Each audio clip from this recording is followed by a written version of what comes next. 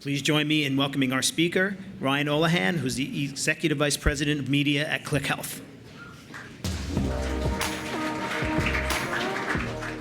So I'm here to talk about partnerships. Before I do, though, I want to tell a little story, actually, that happened about an hour ago. So I live in New Jersey, and I took the bus in this morning. Anyone Jersey go to beautiful Port Authority? Only joking, it's disgusting. And so I took the bus in this morning. I'm sitting on the bus, and I get off, and there's this guy I noticed in front of me, and he's got like slick hair and this fancy suit and tie. And when we're walking off the bus, I see he puts on his bag, and his collar went all funky on him. It like flipped up. You guys are probably wondering what this has to do with health and all that. But so his collar flips up. And so I'm thinking, shoot, should I say something? He's like right in front of me, and like, would you say something when someone's collar like help the poor guy out or no? No? Well, okay, well, it's funny because I thought for sure, yes, you should help them. And I think back to, if you ever had like something green in your teeth and 3 hours later you have lunch and then it's like 3:30 in the afternoon, you go to the bathroom, like, I wish someone told me. So I'm like, I'm gonna help this guy out. Tap him on the shoulder, hey man, your collar's up. And he turns around, he's like, gives me one of those. I was like, what the? All right, I was just trying to help. So I guess some of my friends, I see why. But it got worse. He takes 2 more steps, and he turns around again. He goes, dillweed. I'm like, what the? So a dillweed, does anyone know what a dillweed is? No, it's like a herb or something. No, so a dillweed, in fact, normally if someone, I could tell he was insulting me, just his tone. And normally you would get a little offended. I actually thought it was so funny that this dude, I was like, first, why are you so angry? And secondly, what's a dillweed? And so I'm like chuckling to myself. I look it up. It actually is a contemptible person. So it's actually a really bad name. And so I get out, but I was like chuckling to myself. I'm walking outside. I swear to you, there was this poor homeless guy he's sitting there, and I'm walking out. I don't think it was directed at me. I think it was just in general. But he's right in front of me. He goes, you skanky mother effer. And I'm like, what? Okay, I don't know what's going on today. And I say all this because we've all been called bad names. And you think of, whether it be a skanky whatever, or a jerk, or a loser. My 16-year-old called me a bot. Anyone over 40 know what that is? What's a -2? So we've all been called that. And I mention that because we think in the professional setting, is there anything worse than when you've devoted your life to a client, you think you're best friends, you drive all this value, and then they introduce you, hey, I want to introduce you to my vendor, Ryan. And I'm like, oh, does that hurt anyone? So I have nods, like we don't like that. And so I want to talk about like my obsession, and it started 20 years ago. So I've only been at Click a year. I spent 16 years at Google, and most of that time I was in healthcare. I was managing director of healthcare over there. Shout out to Steph Glasgow, who's in the room, who took the job from me and does it much, much better. And so I want to tell a story about, it was almost 20 years ago. I'm at Google. And in fact, this goes back to 2007. And we have this all hands. So I'm new to Google, and this was back in 2007 when Google was digital was taking off. Google was getting really big. It was starting to get bigger in health. And we're in a meeting, an all hands meeting. There's like 300 people in the room. And the big shot at Google, now, mind you, this is all back in the day when everyone went to like Harvard and Yale. They're all like fancy. I was not. And I had like massive imposter syndrome. Like I can barely read. And somehow I end up at Google. And so I'm there, and the big shot in the room says, agencies are slowing us down. Go around them. And what was amazing about that is all these super smart people in the room. And actually, there's a whole bunch. Actually, Jerry Canning's here. We have a whole bunch of my old friends, Jerry, Steph. I saw Michelle Rodemers, who's a big shot at Snap. And I think there's a few others. So I'm looking around the room, and all these really smart people are like, yeah. And I thought, I don't know. I know you're super smart, but have you ever, clearly none of you have ever played chess. like in chess, anyone's ever played chess knows to be good at it, you have to think a few moves ahead, right? And so let's play this out. So I'm going to play chess knowing that we're now going to go around agencies because agencies are slowing us down. So instead of calling up an agency and say, hey, listen, you're kind of slowing us down, and here's why I would love to work with you because I know if we work together, 1 + 1 = 3. So, but I don't do that. I go directly to the client and I say, hey, client, you should do this. Here's all this awesome stuff you should do. Client says, that is amazing, Ryan. Thank you so much. So that's the first move. The second move is they pick up the phone. Agency, I just met with Ryan. He said all this cool stuff you should be doing. Why aren't we doing that? And like maybe an alluding to the fact, like, are you not doing your job? Because Ryan said this is awesome and you're not saying it's awesome. The agency hangs up the phone. The next move, the agency is like, screw Ryan, I hate this guy. And the next move is he calls up, hey, Ryan, so I just talked to the client who said we should do all this stuff. And they're secretly thinking, oh, I really, really don't like you, but I'm going to, because the client said talk to you, I will. So you think this through, you have betrayed trust. Clearly this is going to end bad. I probably sold in that $1 million deal, but the long game, I 100% lost. And so, which is, by the way, if you remember that term coined by Martin Sorrell, they called Google, and actually Facebook, I don't know if Facebook is here today, called us the frenemy.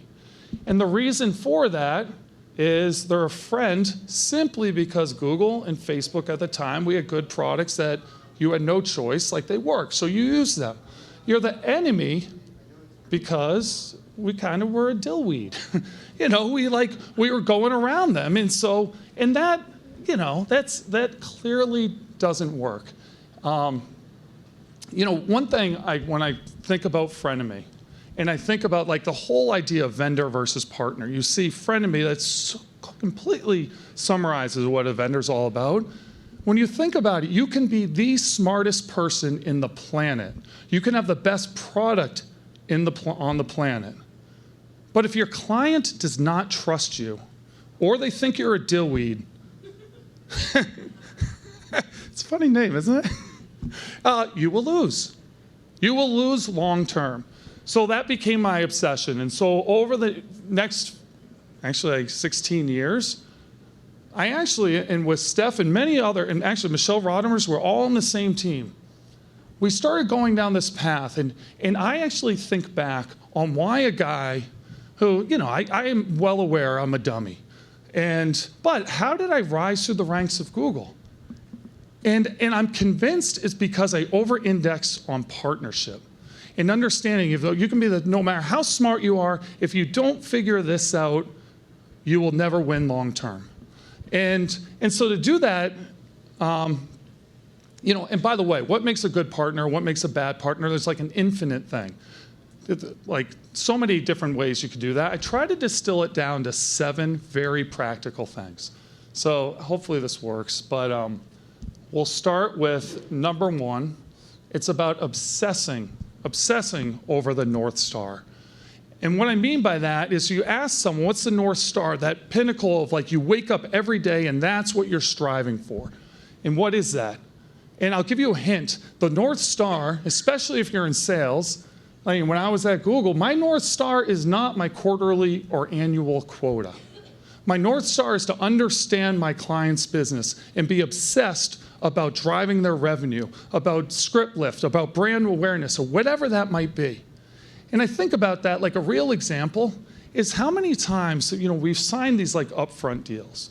And we say, okay, client, we're signing a deal for $10 million.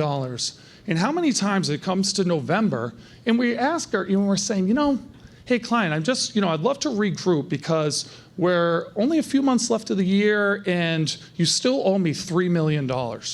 We're short. And so you ask yourself, like, what is the North Star? Is it to close that $3 million, which is good for me, the partner? Is that good for the client? I'm not sure.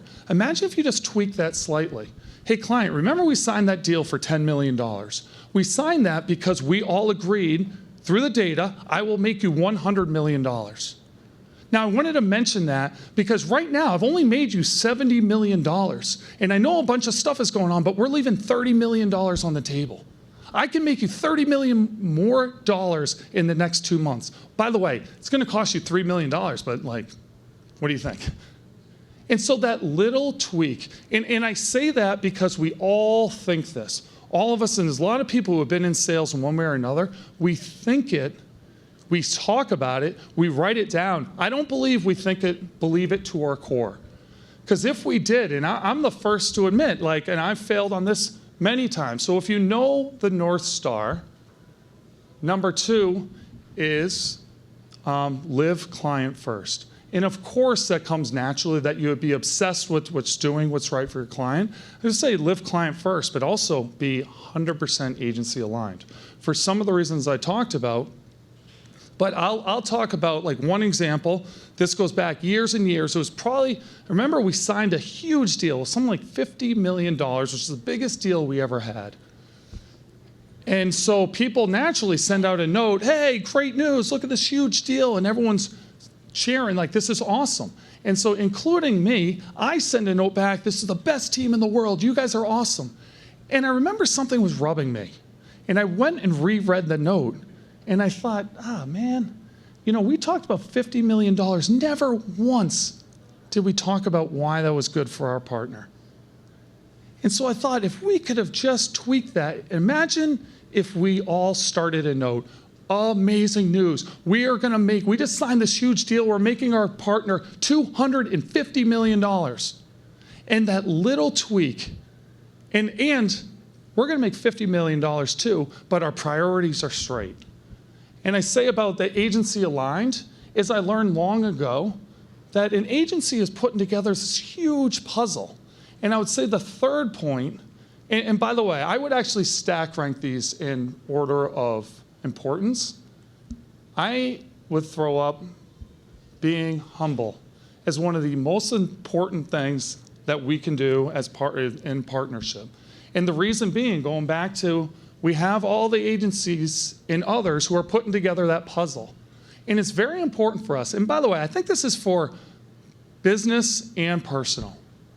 If you think about understanding that we are one piece of a massive puzzle that's being put together, and no matter how cool you are, no matter how big, like beautiful your piece is, you're still one piece, and that puzzle will never, ever look good unless all the pieces are together. One of those pieces is the client. There's many agencies involved. Those are all pieces. There's many media vendors. Yeah, sure, Google was like a pretty important media vendor. But so there's like in this room, how many of you are also extremely important? And when you remember that, I think it actually changes the whole dynamic. It brings in empathy into the conversation and so many other things.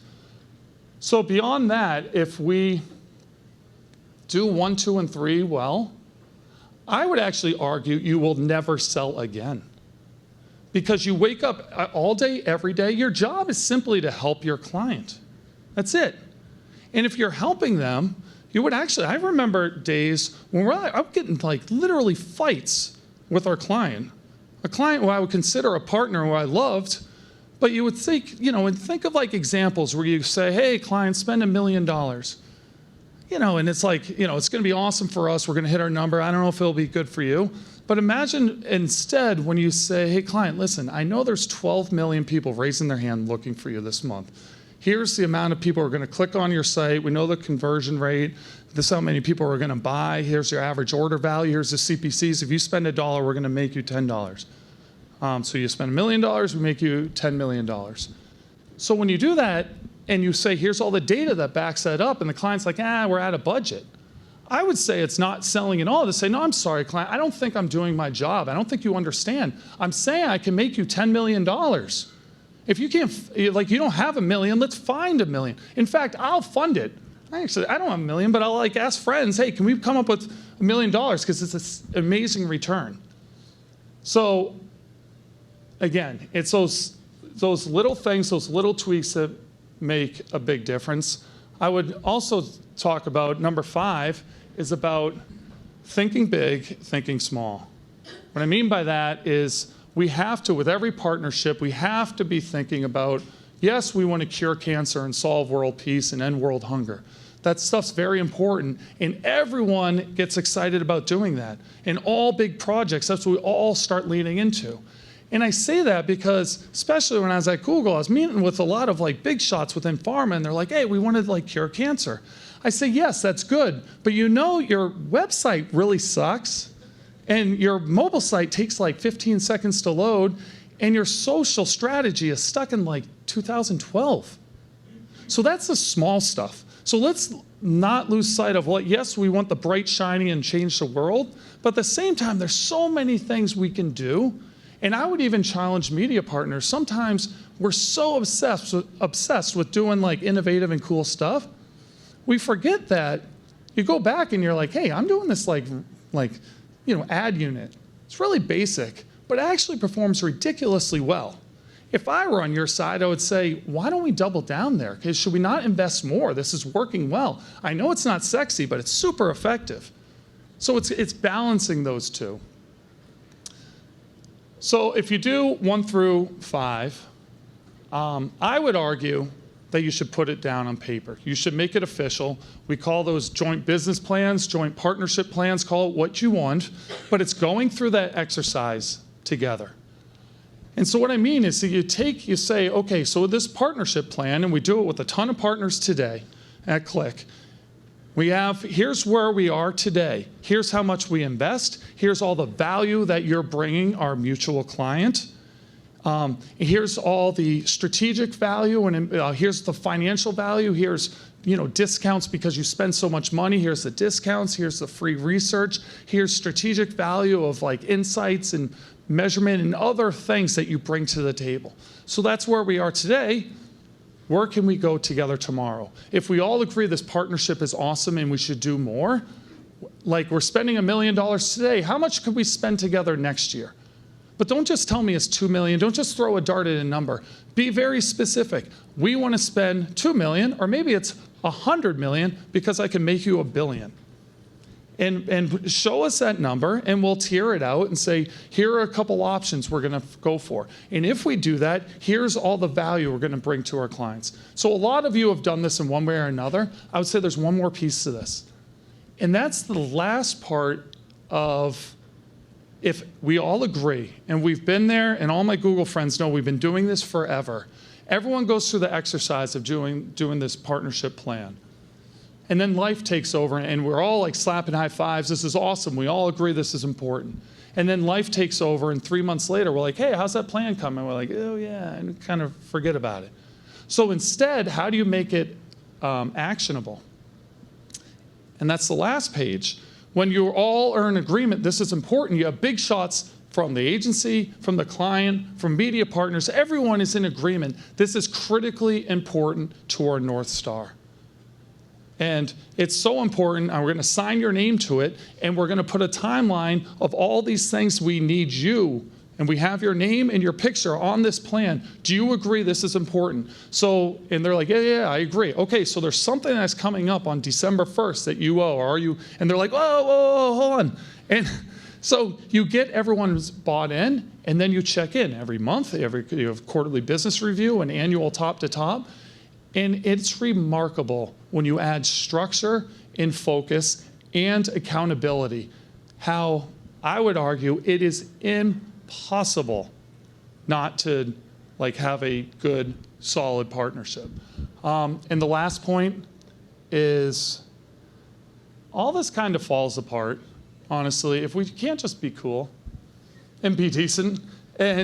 And I would say on all fronts, and we've all seen it. We've all, if I show of hands where people, if you ask, have you ever been talking to a partner and they're just, dismissive. They don't respond to emails. It's awful. I've been on both sides, and I know it's awful. But I would say a good partner responds to emails. A good partner says please and thank you, and I'm so sorry. I've been so busy. I know you sent 3 emails, and I was late, but yes, let's figure this out. A good partner is transparent. A good partner challenges each other. And I would argue, and that's a huge point, because how often have you gone in, you've talked to an agency partner or a client and said, hey, we should spend $10 million. And we come back and we say, I'm going to give you $1 million. Like, period. You're like, is there a reason why? Like, I think as good partners, we should be saying, listen, I'm only giving you $1 million. Here's why I'm giving you $1 million. There was like 8 other competitors that actually have a product that's doing better, whatever that might be. So then you can go, if we're good partners and we're transparent, go back to your team, maybe talk to your engineers, maybe lower CPMs, whatever it is that's holding you back, like, let's figure that out. So if we do 1 through 7, I think we get a big heart and we love. You know, actually the designer was put this together. He's like, hey, Ryan, I can do something so cool. We can have like a V and then we can transform it to like a heart. And I'm like, that's a little much. But of course, then I just told you about it. So yes, we could go there. In fact,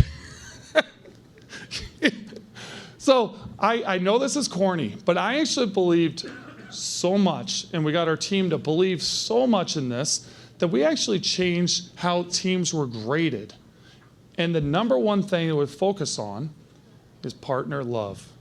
So it wasn't like, are you hitting your number? It wasn't, yes, I know, like, you're like, we could have had a better name, but I believe that someone loves you when you love someone, when you actually believe to your core that they actually put your needs in front of their own.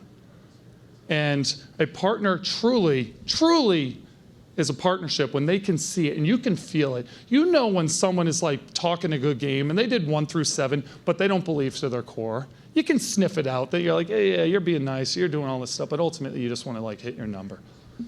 And so when you change that, and yes or no, does your partner love you? And by the way, when I was at Google, it was easy. Our clients are like, yeah, you guys are the best. It was harder when we talked with our agency partners.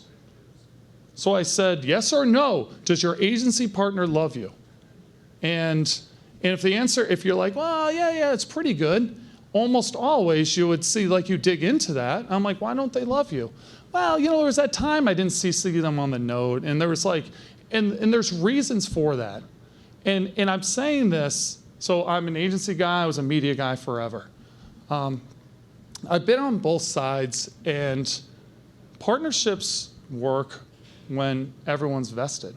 So I'm like throwing it out, like throwing out the gauntlet, like, yes, like you guys be better. But I would say as an agency partner, like, yes, we should be better.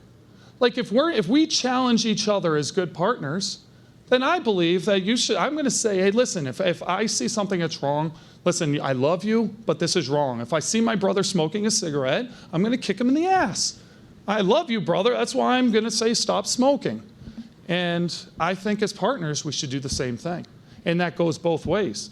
You should be coming right back. Ryan, I love you, man, but I think you're wrong here. And a data-driven argument on why it should be better. So I say all that because now that I'm at Click, we've actually now have a team fully dedicated to make sure, you know, and I would like to say everything on here. I worked with, we've been talking about partnership. This was always while I was at Google. But while I was at Google, we worked with hundreds of agencies, and this was we tried to make this work. And there's so many agencies that were awesome.